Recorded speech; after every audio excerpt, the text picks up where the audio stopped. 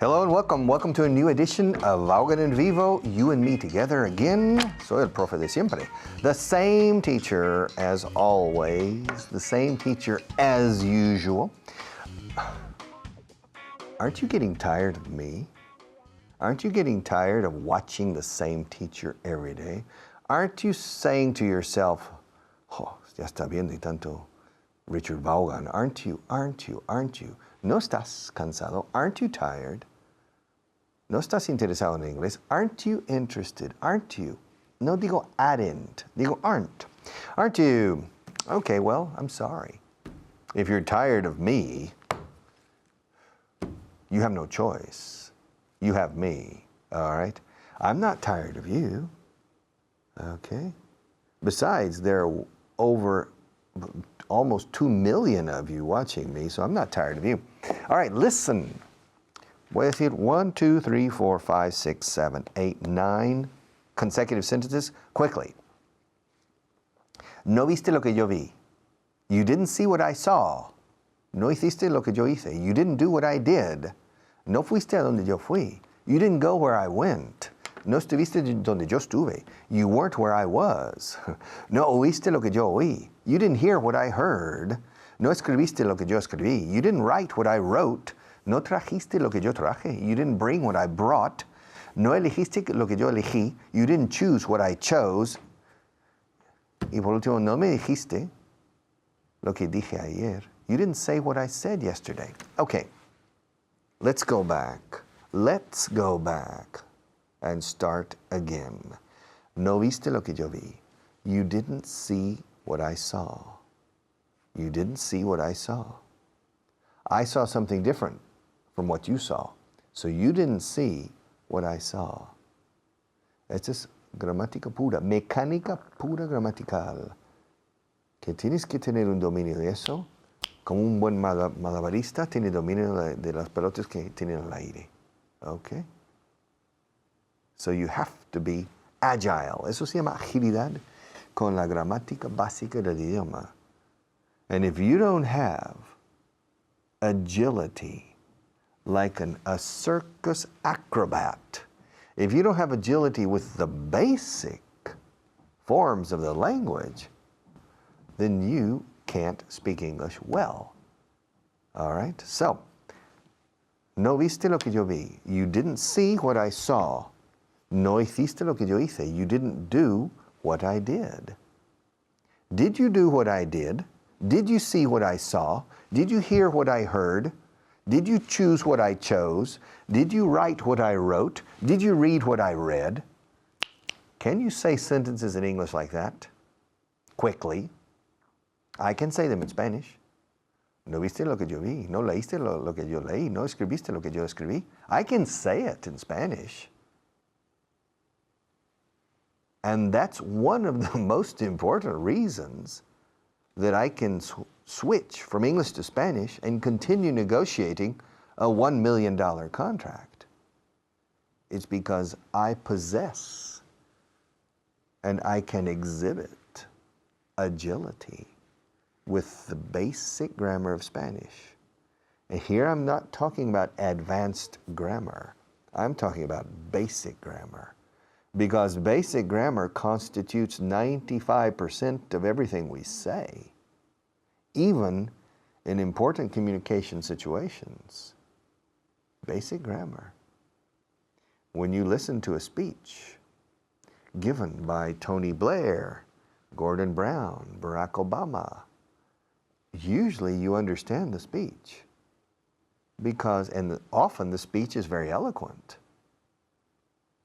But you understand it because Mr. Obama or Mr. Blair or Mr. Brown are using relatively simple structures that you know perfectly in theory. But you need to gain agility in the reproduction of these structures. If I take you, ven conmigo, come with me, te llevo. Let me take you, te llevo a la ONU. Let me take you to the UN. The United Nations. En inglés decimos la UN, nada más. The United Nations. Let me take you to the UN building. Are you interested? Come on. Yeah, come on. I have a special pass. I can take you inside the building in New York City for the United Nations organization. And let's go up. Come upstairs. Let's go up the stairs. Let's go to the 3rd floor. Now, on the right wing of the 3rd floor, listen. Can you hear those people speaking English on the job? They're from Angola. It's the Angolese delegation. Listen.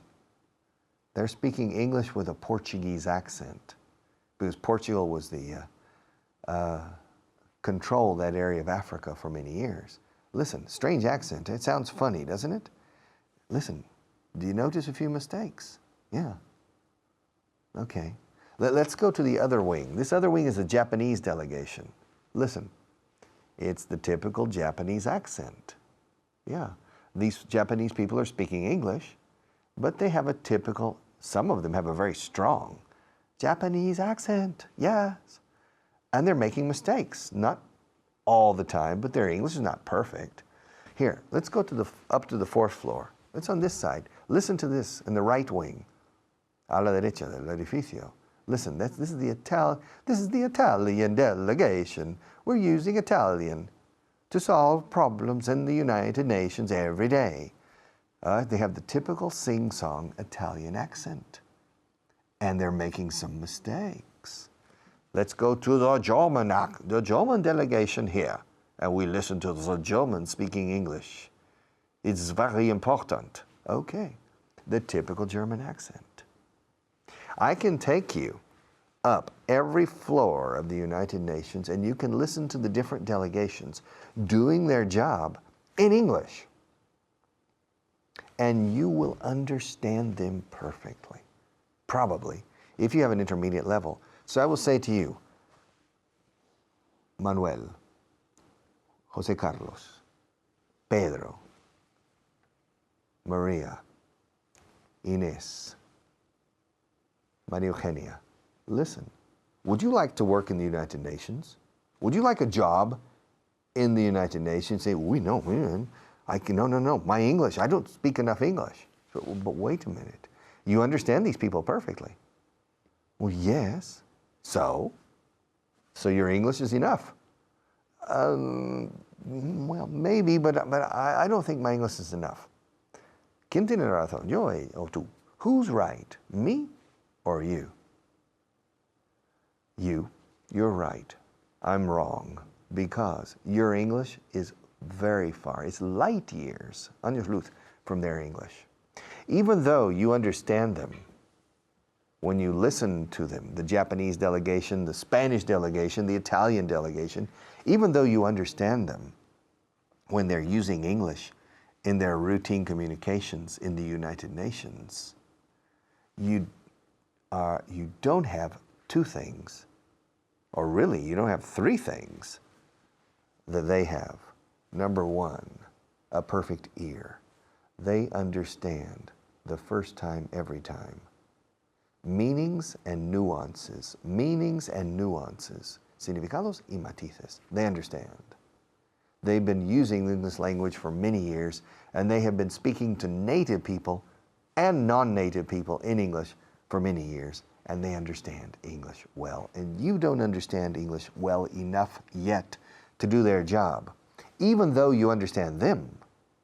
This is very important. We must begin the project as soon as possible. Fine. It's very easy to understand that. But this person who is speaking with this very strong Spanish accent, this person is understanding a man from Chicago, a woman from St. Louis, a man from Sydney, Australia, or a woman from Birmingham, England. And you can't understand that person well enough to do the job. So the first problem you have is your ear. Second is confidence when speaking. Confianza a la hora de expresarse verbalmente. You don't have enough confidence. You don't believe in yourself enough. And these people who are working in the United Nations, they speak English like walking. It's part of their job. They speak English every day. 5 hours, 6 hours a day, they speak English every day. So at the end of 1 month, they have 100 hours speaking English. And after 1 year, They have over 1,000 hours speaking English and 1,000 hours hearing English every year. And they've been doing it for 10 years. So they have confidence, and you don't have that yet. And third, you hear they make mistakes. Not many, but they make occasional mistakes. Maybe one mistake every 5 sentences. Fine. But the grammar is not a snag for them.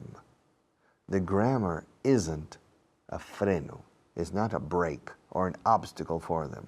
The grammar is not like this. The grammar is like this. Es como un sendero despejado. Okay? And that's not for you. Your grammar is not good enough yet. You don't have enough agility with the grammar of the language to speak fluently. All right. So, when I say sentences like that, you didn't see what I saw. You didn't do what I did. You didn't go where I went. You didn't hear what I heard. You weren't where I was. You didn't bring what I brought. You didn't choose what I chose. And you didn't write what I wrote. Okay. Esto es pura mecánica gramatical sobre cosas que desde los 13 años te enseñan o te han enseñado en los colegios. Sin embargo, reproducirlo con agilidad en los momentos claves, you can't do. Okay? You can't do it. All right? It's like the multiplication tables. Las tablas de multiplicar. When you were 9 years old or 10 years old, in the 3rd year of primary school, you started learning the multiplication tables. Do you remember? And do you remember how long it took you to master the multiplications? 6 por 7, 42. 6 por 8, 48. 6 por 9, 54, etc., etc., etc. Then you with 1, with 2, with 3, 4, 5, and you spent the entire year with the teacher practicing orally the multiplication tables, sometimes even singing them. 2 por 2 son 4, 2 por 4, 8, okay, etc.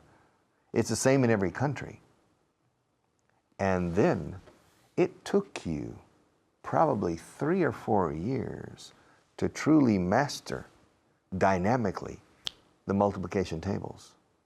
Because the following year, in cuarto de primaria, in the 4th year of primary school, you have more speed and agility with the multiplication tables, but still, you needed to think when you were doing simple mathematical problems, simple divisions or multiplications. You need to think. Sometimes like when a person is reading and their lips are moving.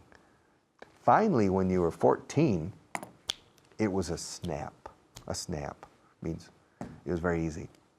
But it took you 3 or 4 years to gain absolute agility with the multiplication tables. The grammar of English is the same. It requires the same 3 or 4 years of practicing. Y con frases como esta, ¿no viste lo que yo vi? ¿Viste lo que yo vi? Did you see what I saw? ¿Oíste lo que oí? Did you hear what I heard? ¿Fuiste a donde yo fui? Did you go where I went? ¿Estuviste donde estuve? Were you where I was? ¿Oíste lo que oí? Did you hear what I heard? ¿Escribiste lo que escribí? Did you write what I wrote? First, take the list of irregular verbs in English and write sentences like this. Okay? ¿Elegiste lo que yo elegí?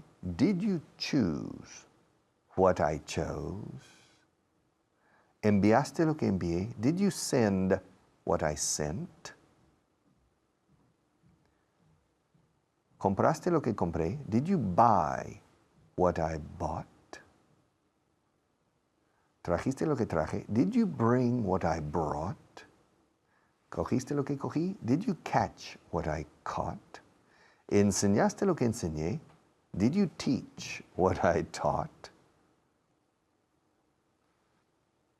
¿Pensaste en lo que yo pensé? Did you think about what I thought? about. Okay? And make a list of 50, 60 irregular verbs like this, and then read them en voz alta. Read them aloud. And again, and again. And if possible, memorize the list and then say it. Boom, boom, boom. Así como con las tablas de multiplicar.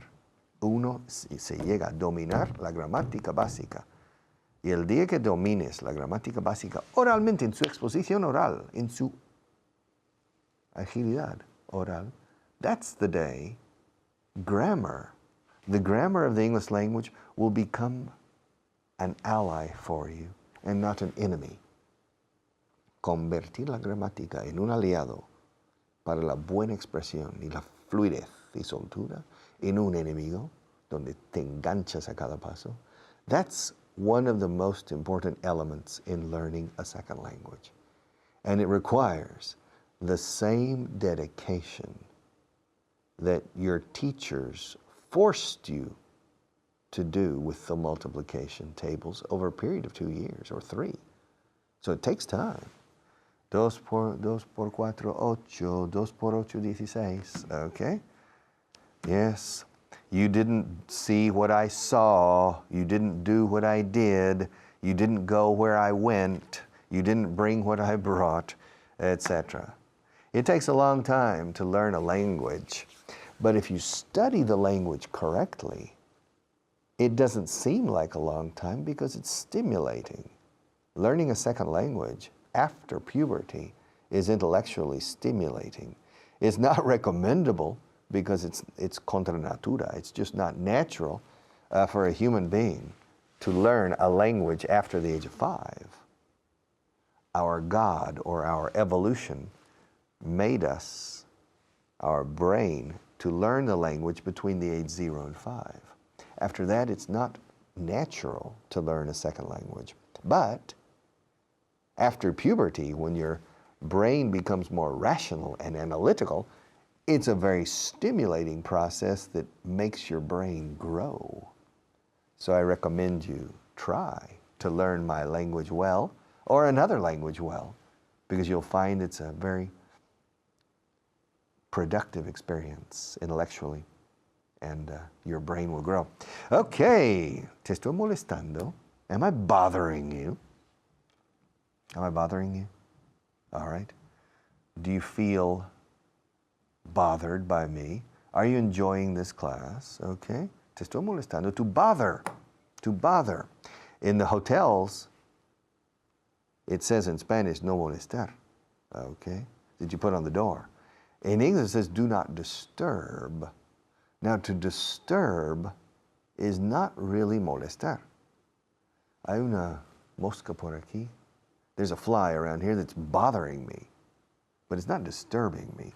To disturb means molestar mediante interrupción. Incluso un ruido puede interrumpir un momento plácido y silencioso, and it disturbs the silence. Okay? Los sonidos de silencio by Simon & Garfunkel, it disturbs the silence. Okay? But to bother is molestar, the normal word. Excuse me, can I bother you for a moment? De hecho, incluso se usa bother a veces cuando quieres que alguien te preste algo. Por ejemplo, can I bother you for a light? In the English-speaking countries, we're normally a bit more polite than in Spain when we ask favors, especially when we're speaking to strangers. Here in Spain, you say, oye, me da fuego, por favor. Okay, and it's a bit abrupt for us. We say, could I bother you? ¿Podría molestarte? O molestarle a usted? Could I bother you for a light, please? Okay, to bother. All right, no quiero crearte problemas. I don't want to create problems for you. Really, I don't. When I give you these sermons, I want you to listen to them, but I don't want you to get so nervous about it that you begin to lose sleep. Work as hard as you can to learn English, but don't worry. I don't want to create any problems for you. ¿Está Pepe? Is Pepe here? Pues me temo que sí. I'm afraid so. I'm afraid so. Are you afraid of English? Are you afraid of flying? Are you afraid of driving? Are you afraid of traveling long distances? Are you afraid of studying? Afraid of. I'm afraid to speak to him. Cuando es algo puntual, we use the infinitive. Tengo miedo de hablar con él ahora. Está muy enfadado. En general, tengo miedo de hablar con Pepe. I'm afraid of speaking to Pepe. And I'm afraid to talk to him now.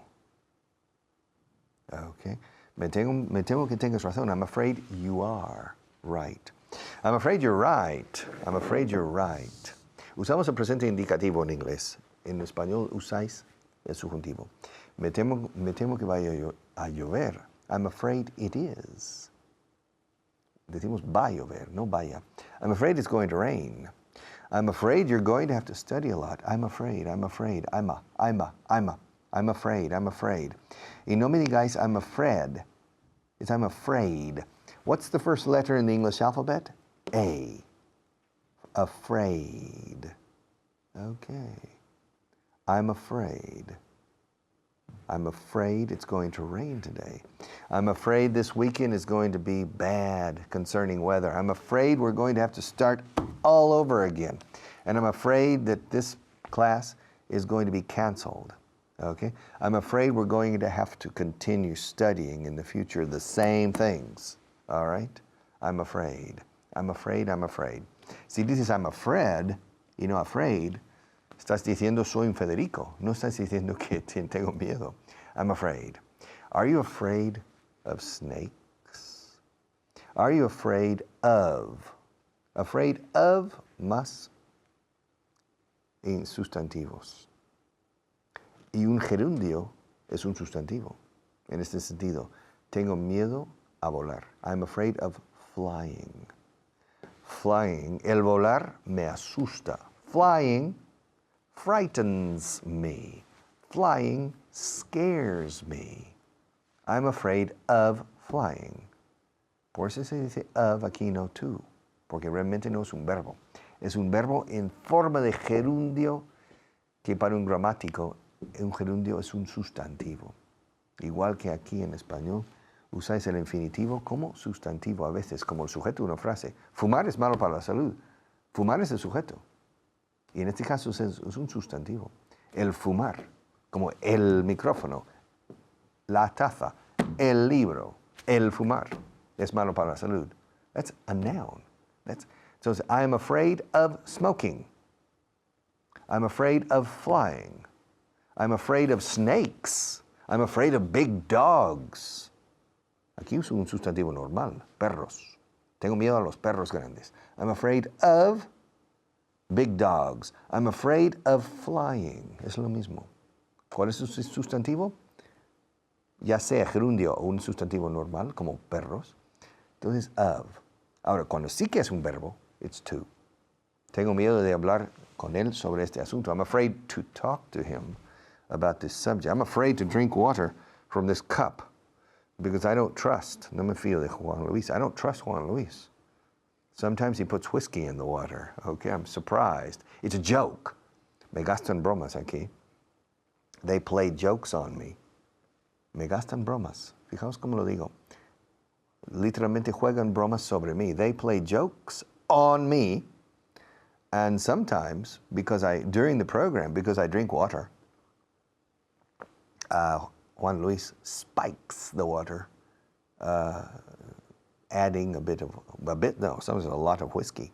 And I drink it, and there's an internal reaction that's whiskey, but you don't notice.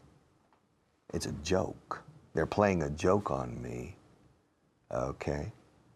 And so later during the break or after the show, I get angry with them. But that's the way they are. They're jokers, okay? So sometimes I'm afraid to drink the water from this glass. Afraid to, más verbo. Afraid of, más gerundio. Más sustantivo. Y los gerundios son sustantivos en estos casos. I'm afraid of flying. I'm afraid of sitting in this chair. I'm afraid of continuing. El continuar este programa me asusta. I'm afraid of continuing this program.